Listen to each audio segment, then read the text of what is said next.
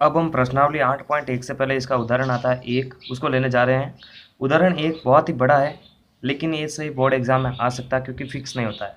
तो देखिए यहाँ पर देखिए, किसी विद्यालय में कक्षा 7 के लिए पिकनिक की योजना बनाई जा रही थी।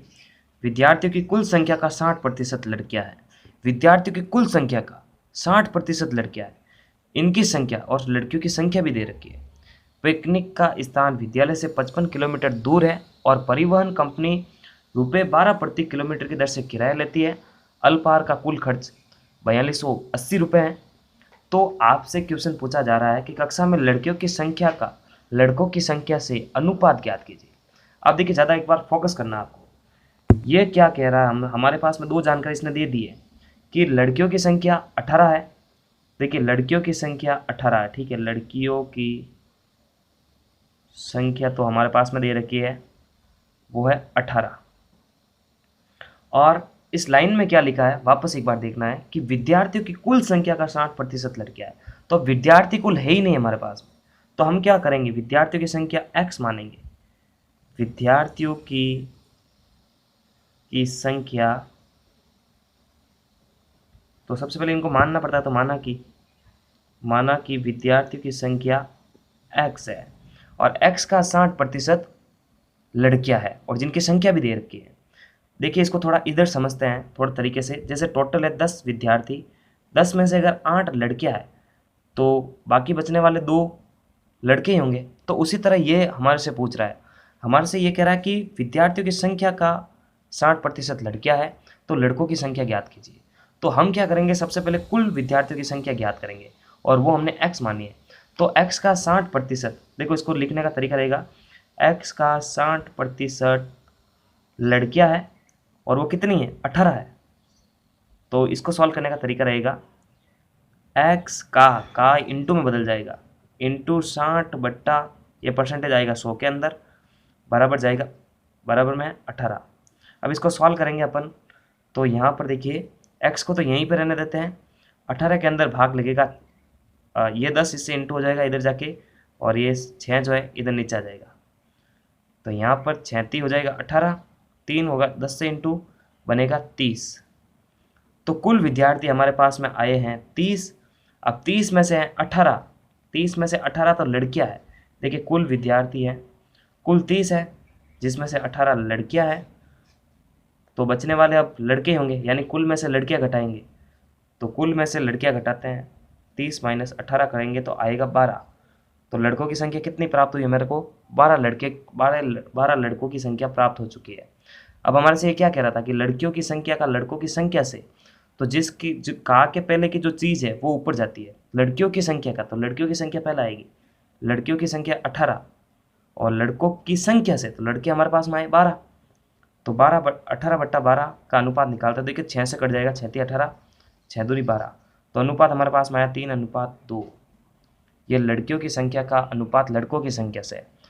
तो कुछ नहीं करा हमने, बस टोटल विद्यार्थियों की संख्या निकाली है और फिर टोटल में से लड़कियों की संख्या निकाल दी, तो बचने वाले सिंपल सी बात है लड़के ही होंगे, और फिर इन दोनों को अनुपात के रूप में एडजस्ट किया है।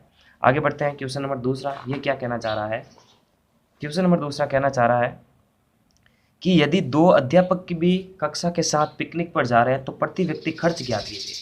अब देखिए, खर्च क्या होता है, देखिए विद्यार्थी जो जाएंगे उनका खर्च क्या आएगा, एक तो आने जाने का किराया और एक उनके खाने पीने का किराया। तो प्रत्येक व्यक्ति का खर्च निकालना है, तो हम सबसे पहले क्या करेंगे, सभी व्यक्ति का खर्च निकालेंगे, फिर एक एक विधि से एक व्यक्ति का खर्च निकाल सकते हैं। तो सबसे पहले देखिए, खर्चा इसमें क्या है, एक तो यातायात का खर्च आएगा, ठीक है, पिकनिक पर जा रहे हैं तो यातायात का खर्च आएगा, यातायात का खर्च। अब यातायात ने क्या नियम बनाया है कि वो जो देखिए यहाँ पर, जैसे विद्यालय यहाँ पर है और विद्यालय से पिकनिक स्पॉट है यहाँ पर, ये यहाँ से यहाँ तक जाएंगे तो 55 किलोमीटर। अब देखिए, जाएंगे तो वापस भी आएंगे 55 किलोमीटर, तो किराया जो है दोनों का आने जाने का जोड़ेंगे, तो यानी 55 किलोमीटर इंटू 2, यानी 2 बार 55 किलोमीटर की यात्रा होगी, जाएंगे और फिर वापस आएंगे, तो 55 आने का 55 जाने का।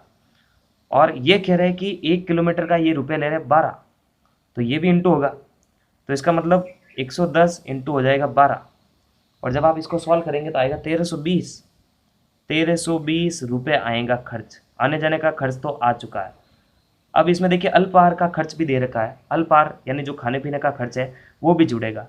खाने पीने का खर्च यानी अल्पाहार का खर्च, अल्पाहार का खर्च जो है वो दे रखा क्वेश्चन के अंदर ही 4280 रुपये, 4280 रुपये। तो देखिए पिकनिक स्पॉट पर जा रहे हैं तो देखिए एक तो आने जाने का खर्चा यानी यातायात का खर्चा और एक वहाँ पर खाने पीने का खर्चा। तो इन दोनों को जोड़ेंगे तो कुल खर्चा आएगा। जब इन दोनों को जोड़ेंगे अपन तो 5600 रुपये आएगा कुल खर्चा। अब ये 5600 रुपये कुल व्यक्तियों का खर्चा है।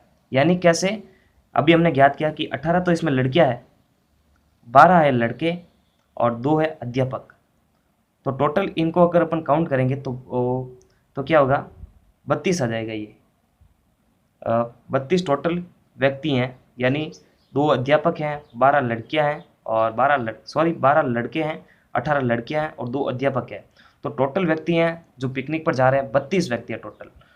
32 व्यक्तियों का खर्च अगर 5600 रुपये आ रहा है, यानी ये टोटल 32 व्यक्ति हैं। तो ये कह रहा है प्रति व्यक्ति का खर्च कितना है। तो हम क्या करेंगे, व्यक्ति को यहीं पे रखेंगे, एक एक विधि से व्यक्ति को यहीं पे रखेंगे और इस 32 का भाग उस 5600 के अंदर दे देंगे।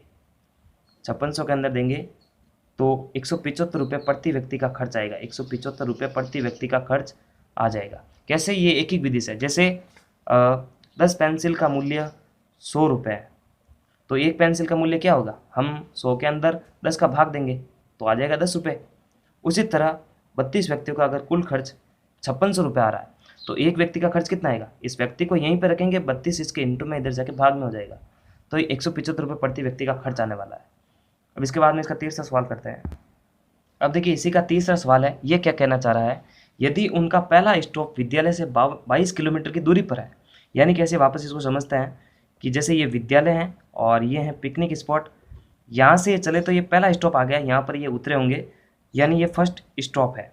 तो ये कह रहा है यहाँ से यहाँ तक हम 22 किलोमीटर आ चुके हैं, यानी पहला स्टॉप 22 किलोमीटर पर है। तो ये कह रहा है कि तो वह कुल दूरी 55 किलोमीटर की दूरी का कितना प्रतिशत है। 55 का कितना प्रतिशत ये किलोमीटर है। तो हम क्या करते हैं, 22 किलोमीटर को ऊपर रखना है, कुल किलोमीटर नीचे रखना है और अब प्रतिशत निकालना, तो इंटू करते हैं 100% से। इसको आप सॉल्व करेंगे तो आएगा 40%। अब ये कह रहा है कितने प्रतिशत दूरी और तय करना है। तो प्रतिशत का आधार हमेशा 100 रहा है। अगर 100 में 40% जो हमने सफ़र कर लिया है तो बचता कितना है, 100 - 40 यानी 60% और सफ़र हमारा, यानी यहाँ से यहाँ तक 40% हमारा सफ़र पूरा हो गया। फिर आगे जाना तो 60% और सफ़र क्लियर करना पड़ेगा। तो इस तरह से हमने ये पहला उदाहरण कर लिया है। पूरे चैप्टर की प्लेलिस्ट की लिंक आपको वीडियो के डिस्क्रिप्शन बॉक्स में मिलेगी, वहाँ पे जाके आप बैक टू बैक सारे वीडियोस देख सकते हैं। नमस्कार, थैंक्स फॉर वॉचिंग।